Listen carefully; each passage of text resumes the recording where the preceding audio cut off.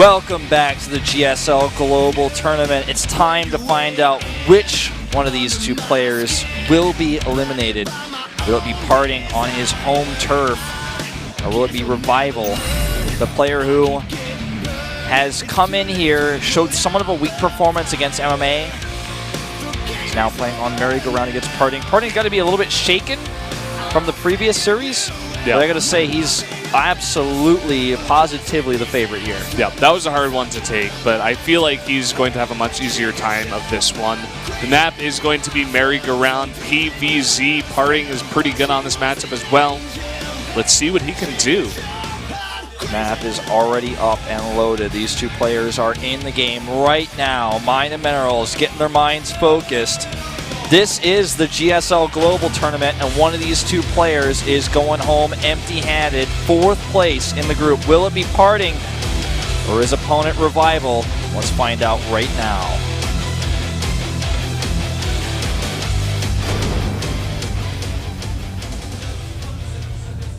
Up here in the top left, in the red, SK Telecom T1 Party. looking focused. His opponent to the 6 o'clock expansion he is CM Strom Revival. Revival going for the cancel on the extractor. Yes. A lot of threads being made whether or not that's worth it or not. Most people saying no, but many Koreans doing it anyways. Get into the groove. Says the Marine. Get into the groove. Feel. And not the person, the Marine. That Marine there. Yeah, no, yeah. Yeah. Well, let's see. Spawning pool first. Yeah. Safety first. Look both ways before you cross the street, says Revival. And look both bases before you put down a hatch first. Since he didn't do that, he's going to go ahead and put a spawning pool. See, Revival's results are against players like Naniwa, where he did lose 3-0, by the way, not the opposite way. My memory faded on that. Playing against other players like Huck and Alicia. Alicia going to play WCS America was a bit disappointing to me because I really, really like to cast his games and watch his games, but he did well for himself over there, so happy for him. Always one of the players I looked at as could have been one of the strongest Protosses in Korea. Ends up being one of the strongest Protosses in America. Yeah, and down here, if you look at just matches for Parting in general, 6-1 in PVZ on the Korean server. Yeah. He's on SKT, can practice with Sue anytime he wants. Sue alone, not to mention Solki. Revival is a player who, for the longest time on his team TSL, didn't have a lot of Protoss partners to work with. TSL famous for its lack of Protosses.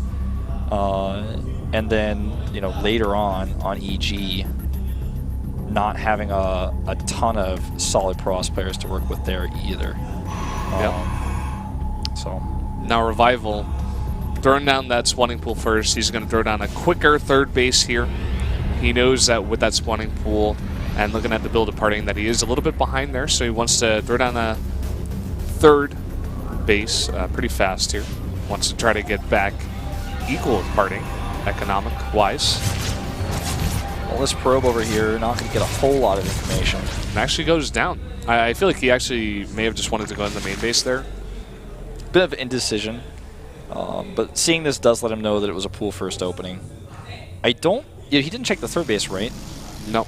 I was just like looking at all the build timings on the production tab. So yeah, he doesn't actually know about that. So that's a bit unfortunate.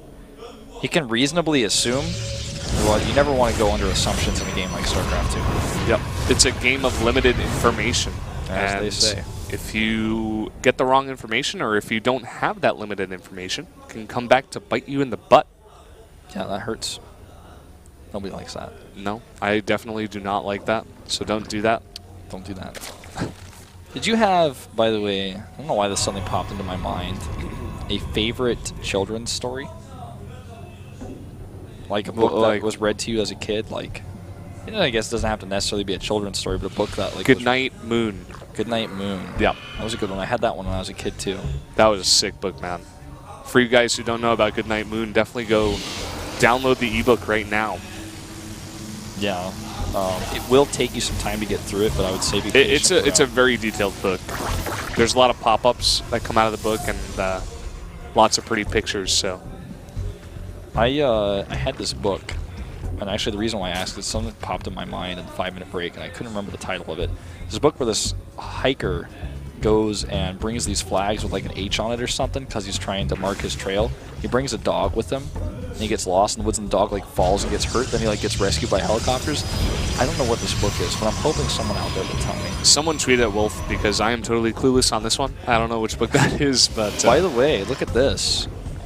Back onto this game. He takes a fast third base. Parting is really just dropping it out there. He takes the one that's below his natural rather than the one that's arguably a bit further away to the right of his main base. And this is a very aggressive base that I like how he's doing this because he's taking it next to the rocks. He's minimizing that surface area. And if he can secure this base, taking the fourth base later is going to be even easier. Yeah. And Revival, seeing the direction that the sentries are coming from, may be able to assume that the third base is coming up, but he did not get the true scout on that. Let's see what he does. +1 for Roaches. The link speed is on the way. Lair's about to pop. 5 gates going up for Parting, so he's going to hold this third base. He might do a Parting style timing that you normally see him do in PVT, where he takes a fast third Nexus, he double expands, adds a ton of gateways, and then just tries to kill you, or at least pressure you so hard that he gets ahead and then just falls back to his third base. Economy is 6 gases. If you look at his army right now, he's got 8 sentries. He's been building up that energy for so long. This is looking more and more like Parting style to me. I would not be surprised if he went for a big push here. He has a ton of gateways on the way. I think you're right. I think he's going to do it. I mean, he's not making any more probes either, and this is just what he's good at. He's hiding his army. He's hiding his army so well here. Now, a ton of lanes out on the map. Not a ton of Roaches, though. He's getting burrow and speed for the Roaches right now. The +1 is not finished, and the gateways are coming up. There's no mining at the third base. This is a very aggressive attack out of Parting. He's going in for this one. This is what Parting is really good at. Won countless games from timing attacks, mostly with Immortals. This is just another variation. Now it looks like he's going to try to use the ramp. Brilliant force fields there. Oh, and the time warp. But a lot of Lings still getting out on top of his very expensive sentries. Does clear most of those up with a lot of energy left over. The Mothership Core giving him some extra high ground vision there. He may just do another triple force field wall here. May actually do it after he gets up into the natural location. Now he's a bit timid here.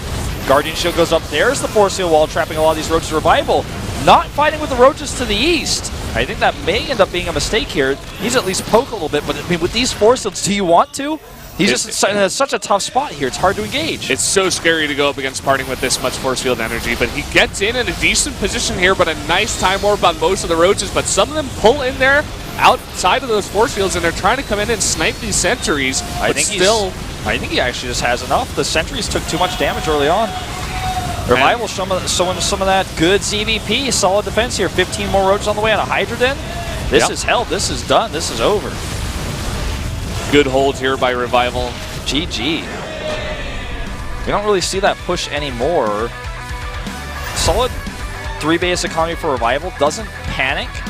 Attack in too early. You know, like I said, he wants to attack with those Roaches on the east, but he's like, I just gotta wait. I gotta bait out a few more force fields. Yeah, that's what it was all about. I mean, Parting looks really stressed after that loss, actually. I think he thought he was just going to go over there and kill Revival. I think that was a bit of underestimation of Parting. He was just like, oh, I'll just do my build, it's fine, lol. And then he went over there and Revival, like you said, he just baited out a bunch of force fields, waited for the perfect time to go in with all of his army, got a bunch more Roaches to follow up, and he was just able to roll over Parting's push. Overgrowth. The map here. Interesting choice because this map has been 100%. As far as I know, I think Artosis confirmed is 100% pick Zerg versus Protoss in Code A every time, and he's now picked it against Revival. Pretty nuts. Yep. Shows a bit of confidence here. Maybe he's just very comfortable on this map. Maybe, you know, practicing it a bunch more than Revival. Newer map in here. Well, MMA was looking at this thinking Parting was going to get 4th place in the group. 1 loss away from that becoming a reality. MMA himself already beat Revival, so if Revival comes to meet him in the consolation match, I'm sure he'll be pretty happy about that. Parting looks ready here. All players now in the lobby. And I gotta say, losing a game like that for Parting really, really hurts because of the type of player he is, the flashy entrance that he made. You know, Count Dooku once said, twice the pride, double the fall, man.